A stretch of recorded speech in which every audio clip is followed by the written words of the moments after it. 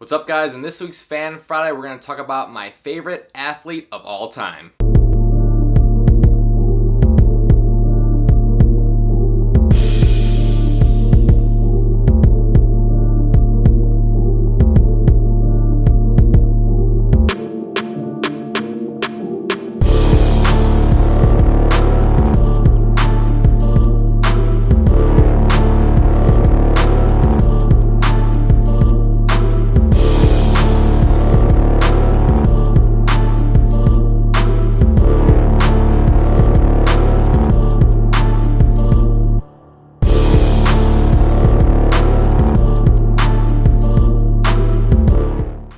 This week's Fan Friday comes to us none other than Genesis, and he asked, while growing up wanting to be an athlete yourself, who was your all-time favorite athlete?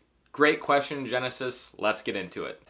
Now, many of you guys who have been following me know that I have a background that started in baseball from when I was 4 years old. So I played baseball from when I was 4 through high school. So naturally, some people might think that my favorite all-time athlete might be from baseball.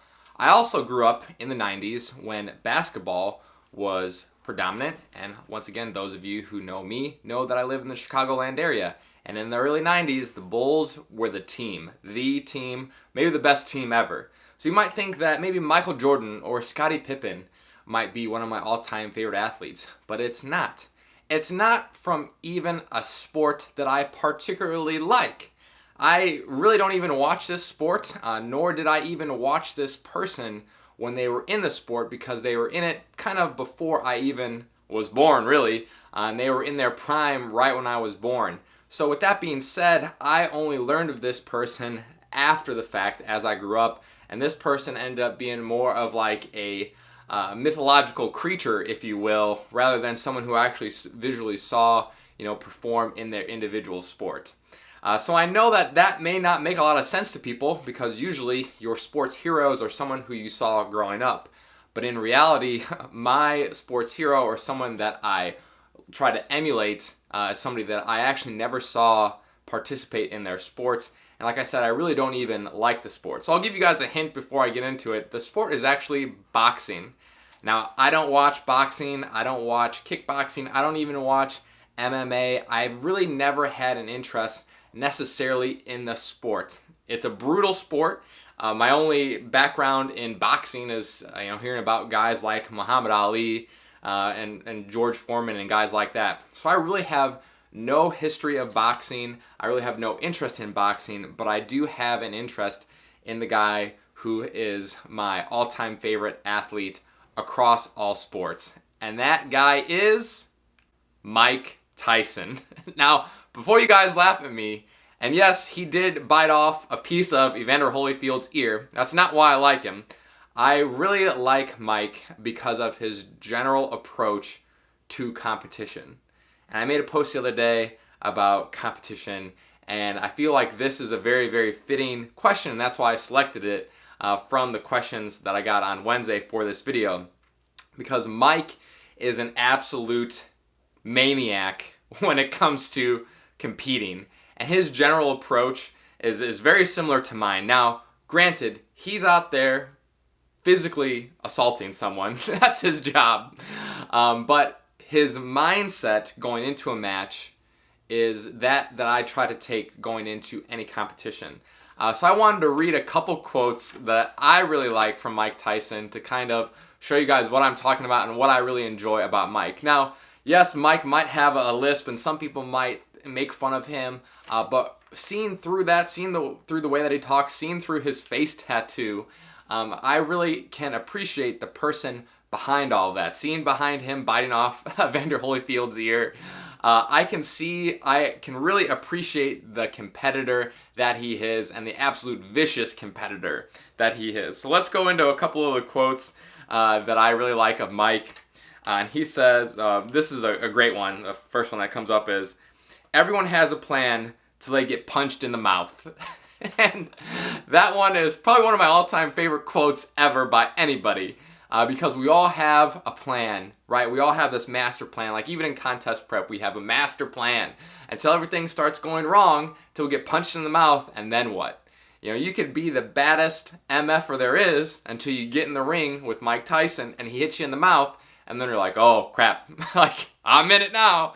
This guy's got some heavy hands, he's super powerful, and then you have to completely rethink your game plan. So that's one of my favorite quotes all time from Mike.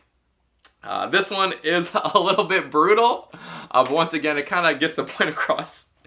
It says, I just want to conquer people and their souls. So that's pretty dark. That's pretty dark. But that just goes to show you how intense Mike was before he went into a match. And speaking of, and he is kind of funny. Another funny one that I think is appropriate for him is he says his biggest weakness is his sensitivity. I am too sensitive of a person. So coming from a guy who's just talking about, trying to conquer people's souls, and then he's saying he's too sensitive, I just think that he kind of plays both ends of that spectrum really well. And I could see how Mike might say those kind of things, but if you were to go and back and watch some of his fight footage, some of his interviews, what I personally really appreciated was how confident he was. And he said he knew it. He had to believe in himself that he was the best in the world. And the last quote that I wanted to give by Mike, he says, "I'm the biggest fighter in the history of the sport. If you don't believe it, check the cash register." Meaning that Mike won so many fights. He was the youngest world champion ever in the history, the heavyweight champion in the history of boxing. He knew he was the best, and he went into every single match knowing that he was going to win. And that's the attitude that I take into any single competition. I go to win. I think that I'm going to win. If I don't believe myself, then I'm not going to win. If I go undefeated, then I'm not going to win.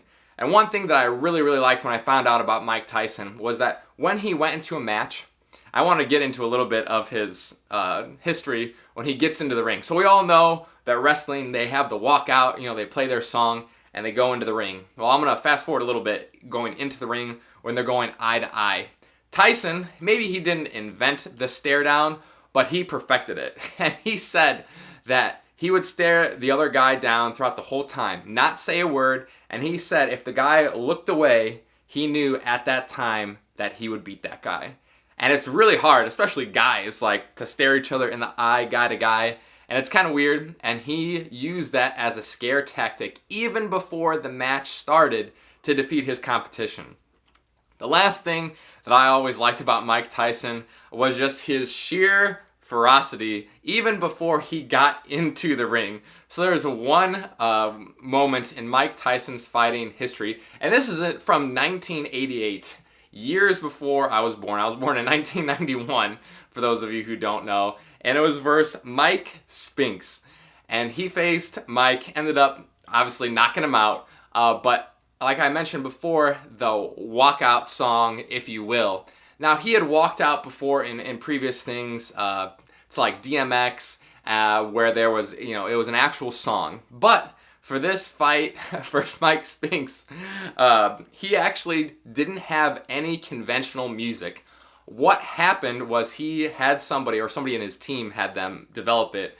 And what it was is they just put together a bunch of noises. It's like change, clanging, and just like drums kind of beating in the background, and it was music. And that's all he wanted. He didn't want to be defined by a song. And I always thought that was really prevalent, like when I'm choosing my posing music for a bodybuilding song, is do I want that song to define me? And Mike even said no, I don't want any song defining this fight. This is all about Mike Tyson. And he used that once again as an intimidating factor, basically saying that I don't need any hype song. I could just have some music, and it was some ominous shit. If you guys want to look it up, it's 1988 Mike Tyson entrance via Mike Spinks.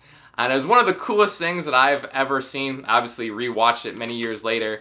But once again, that just kind of goes to show you what a competitor that Mike Tyson was. And sure, there's aspects with him, biting off Evander Holyfield's ear. There's things of him, maybe spending too much money or getting a face tattoo. But at the end of the day, I can see past that. And I could really appreciate Mike Tyson for what he is, and that is an extremely confident fighter. and confident in himself. And that's the most important thing to me, is that you have to have confidence in yourself as a competitor, because if you don't, and you go into a boxing match, if you go into a bodybuilding show, if you go into a contest prep doubting yourself, you're already going to be defeated, and you might as well not even do it. So when Mike went to those boxing matches, before he even got into those boxing matches, in his head, and he would say it, he knew that he was the best in the world. He knew that he was gonna win. He just had to execute. He didn't care who they were fighting, what money he was winning, or where they were fighting. All he cared about was beating that other person and making it known how much better he was than them. So guys, that's it for today's video. I might have surprised some of you guys with my all-time favorite athlete. Let me know what you think. Let me know who your all-time favorite athlete is and why. As always, keep dominating every aspect. I'll see you soon.